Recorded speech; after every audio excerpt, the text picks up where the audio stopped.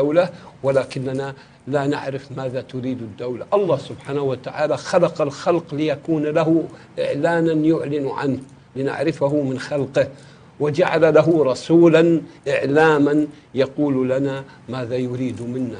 لذلك هل نعرف ماذا يريد الله منا لولا الرسل عليهم السلام الذين جاءوا لنا بالشرائع؟ كذلك الإعلام مهمته أن يوصل ماذا تريد هذه الدولة العظيمة التي تنفق من الأموال. لم يبين الإعلام. صدقني، فيه أمريكي يجلس بجنبي يستلم $10,000 يجي لمي بالشقة، قال كم تستلم راتب؟ قلت له أستلم $3,000. قال كم يؤخذ ضرائب؟ قلت له والله أخذها وأحطها بالبنك. قال يا أخي ودني للسعودية عامل نظافة وخذ أمريكا from shore to shore.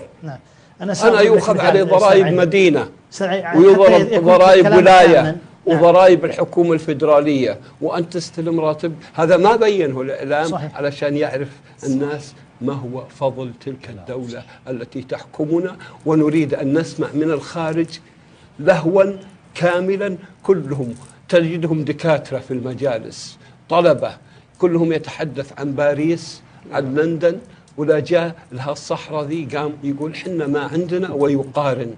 لا تقارن يا أخي. لا قلنا للطالب الأمريكي الكحيتي اللي يشتغل بمطعم ويصرف التويشن حقه الأجار، قلنا له باريس لندن، قال why didn't you get lost there.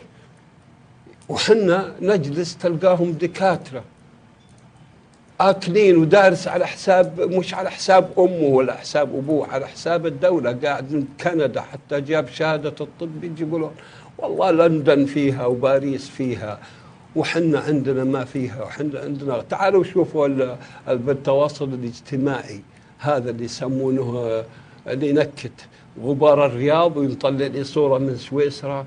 هذا يا أخي يثير الشباب.